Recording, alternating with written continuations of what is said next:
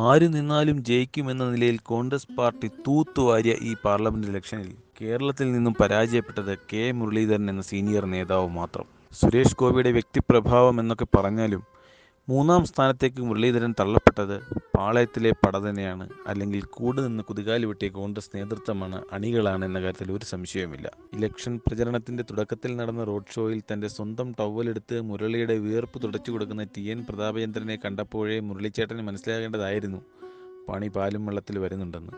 എന്താവും മുരളിയുടെ രാഷ്ട്രീയ ഭാവി? RR ടോക്സിലേക്ക് എല്ലാവർക്കും സ്വാഗതം.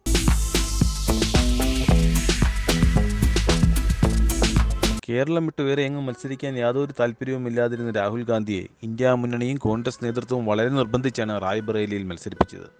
എന്നാൽ റായ്ബറേലിയിൽ 3.5 ലക്ഷത്തോളം വോട്ടിൻ്റെ ഭൂരിപക്ഷത്തിലാണ് രാഹുൽ ഗാന്ധി വിജയിച്ചത്. UPയിൽ BJPക്ക് കുറഞ്ഞു വരുന്ന സ്വീകാര്യതയും കോൺഗ്രസിൻ്റെ വളർച്ചയും കാരണം കോൺഗ്രസ് നേതൃത്വവും ഇന്ത്യ മുന്നണിയും രാഹുൽ ഗാന്ധിയോട് പ്രവർത്തന മേഖല നോർത്ത് ഇന്ത്യയിലേക്ക് മാറണം എന്ന് നിർബന്ധിച്ചു എന്നാണ് അറിയാൻ കഴിഞ്ഞത്. അതുകൊണ്ട് തന്നെ ഔദ്യോഗികമായി പ്രഖ്യാപിച്ചിട്ടില്ല എങ്കിലും രാഹുൽ ഗാന്ധി വയനാട്ടിലെ സ്ഥാനം ഒഴിയും എന്നത് ഏകദേശം ഉറപ്പായി കഴിഞ്ഞു. എന്നാൽ ആ സാഹചര്യത്തിൽ ആരായിരിക്കും വയനാട്ടിലെ സ്ഥാനാർത്ഥി? TN സിദ്ദിഖ് അടക്കമുള്ള കോൺഗ്രസ് നേതാക്കൾ, വയനാട്ടിലെ പ്രമുഖരായ കോൺഗ്രസ് നേതാക്കൾ രാഹുൽ ഗാന്ധിയെയും സോണിയാഗാന്ധിയെയും KC വേണുഗോപാലിനെയും കണ്ട് ഡൽഹിയിൽ കൂടിക്കാഴ്ച നടത്തിയെന്നാണ് അറിയാൻ സാധിക്കുന്നത്. വയനാട്ടിൽ രാഹുൽ ഗാന്ധിക്ക് പകരം ആരെ എന്ന ചോദ്യത്തിന് ഇതുവരെ വ്യക്തമായ സൂചനയൊന്നും കോൺഗ്രസ് നേതൃത്വം നൽകിയിട്ടില്ല.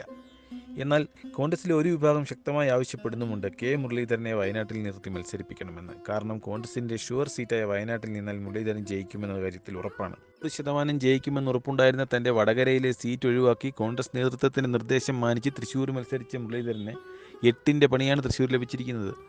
ഈ ഒരു അവസരത്തിൽ മുരളീധരനോട് നീതി പുലർത്തുവാൻ കോൺഗ്രസ് നേതൃത്വം തയ്യാറാവുമോ എന്ന് കാത്തിരുന്ന് കാണാം. സാധ്യതയില്ല എന്ന് തന്നെയാണ് RR ടോക്സിൻ്റെ അഭിപ്രായം.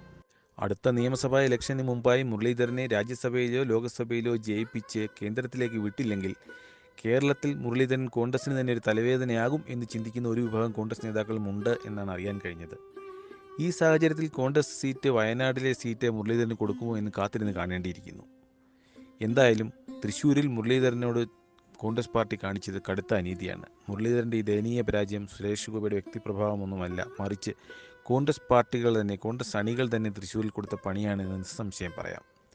ഈ ഒരു രാഷ്ട്രീയ സാഹചര്യത്തിൽ കെ മുരളീധരനെ പോലെയുള്ള ഒരു സീനിയർ നേതാവിൻ്റെ രാഷ്ട്രീയ ഭാവി എന്താവും? RR ടോക്സിൻ്റെ പ്രേക്ഷകർ തങ്ങളുടെ അഭിപ്രായം കമൻറ്റായി രേഖപ്പെടുത്തുക. അനുജത്തിയെപ്പോലെ ജ്യേഷ്ഠനും താമരപ്പൊയ്കയിൽ നീരാടി തുടിക്കുമോ? കാത്തിരുന്ന് കാണാം. അതുവരെ നന്ദി, നമസ്കാരം.